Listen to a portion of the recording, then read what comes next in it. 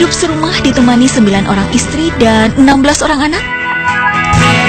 Sahabat umat, ini bukanlah dongeng, tapi kisah nyata yang terjadi pada salah seorang warga di Desa Hilir Tengah, Kecamatan Ngabang, Landak, Kalimantan Barat, bernama Setio Joko Sunario. Ya, kisah hidup rumah tangganya yang berpoligami menarik perhatian banyak orang. Pemirsa umat, walaupun bukan terlahir dari kalangan terpandang ataupun konglomerat, Sunario cukup piawai dalam memikat hati kaum hawa. Di usianya 38 tahun, pria lulusan sekolah menengah atas ini setidaknya telah meluluhkan hati 9 orang wanita untuk dipersunting sebagai istri. Menariknya lagi, satu di antara 9 istrinya adalah seorang dokter yang masih menempuh pendidikan di Belanda. Meski mengaku hidup rukun dan bahagia, Sunario sadar jika praktek poligami yang dilakoninya bakal mengundang reaksi dari banyak pihak. Banyak orang yang tidak suka mengatakan itu jelek, etika, tidak punya etika dan sebagainya. Yang setahu saya yang haram, yang punya istri satu tidak pernah ditiduri, punya istri satu tidak pernah disayangi, punya istri satu suami main gila di belakang. Di mata para istrinya, Sunario dianggap sebagai sosok suami penyayang, romantis dan penuh perhatian, termasuk bisa membagi cinta dan kasih sayangnya secara adil.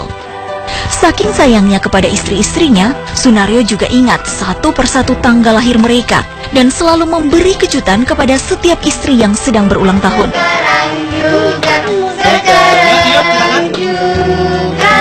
Rima, istri keempat Sunario ini misalnya, dia rela dinikahi Sunario karena sifatnya yang bertanggung jawab kepada keluarga. Baik, semuanya memang adil sih. Apa yang saya rasakan tidak ada dibeda-bedakan satu sama lain. Semuanya sama, pekerjaan pun begitu. Lain halnya dengan Dahlia. Ia rela menjadi seorang mu'alaf untuk dijadikan istri yang ke-9. Akhirnya kenalan, ketemu. Setelah itu saya merasa, kok saya nyaman ya dengan pria ini gitu ya rasanya. Rasanya kok rasa nggak mau berpisah gitu. Apakah ini jodoh? Apakah inilah cinta sejati saya? Ternyata benar.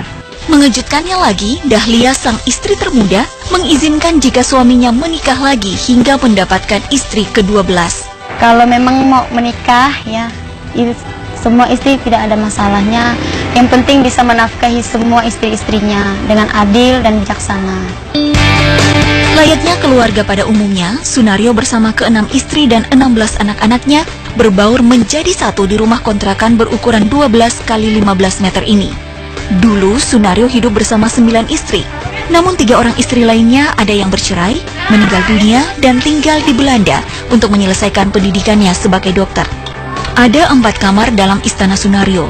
Masing-masing kamar diisi oleh 2 orang istri beserta anak-anak mereka, sementara 1 kamar lainnya dijadikan sebagai kamar tamu.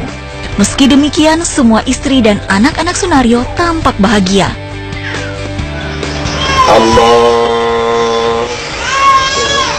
Sebagai seorang kepala keluarga, Sunario selalu mengutamakan kebersamaan.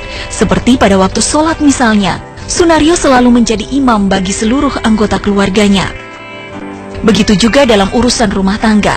Semua istri Sunario memiliki tugas dan kewajiban yang sama, seperti saat mengasuh dan memandikan anak, membersihkan rumah, serta memasak dilakukan secara bersama-sama. Gotong royong dong ya. Untuk dapat memenuhi segala kebutuhan ke-22 anggota keluarganya, Sunario bergantung pada bisnis peternakan yang ia jalani. Bisnis ternaknya ini sudah menghasilkan omset 2 juta rupiah per harinya. Ada ternak ayam, ternak kambing, ternak sapi. Cuman sapi saya titipkan, kambing saya titipkan. Kenapa saya titipkan kepada keluarga-keluarga saya? Karena banyak keluarga-keluarga yang tidak mampu.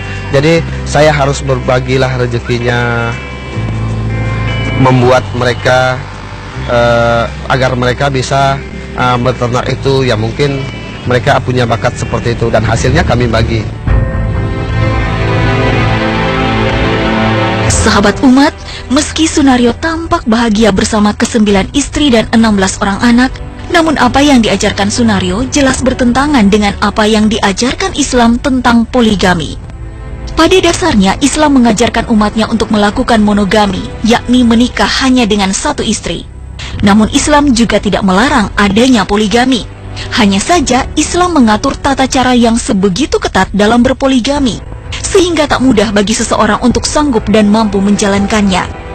Secara tegas Allah Subhanahu wa Ta'ala menjelaskan mengenai aturan poligami sebagaimana yang dituliskan dalam firman-Nya. Dan jika kamu takut tidak akan dapat berlaku terhadap hak-hak perempuan yatim bila mana kamu menikahinya, maka nikahilah wanita-wanita lain yang kamu senangi, 2, 3, atau 4. Kemudian jika kamu takut tidak akan dapat berlaku adil, maka nikahilah seorang saja atau budak-budak yang kamu miliki. Yang demikian itu adalah lebih dekat kepada tidak berbuat aniaya. Al-Quran Surat An-Nisa ayat 3.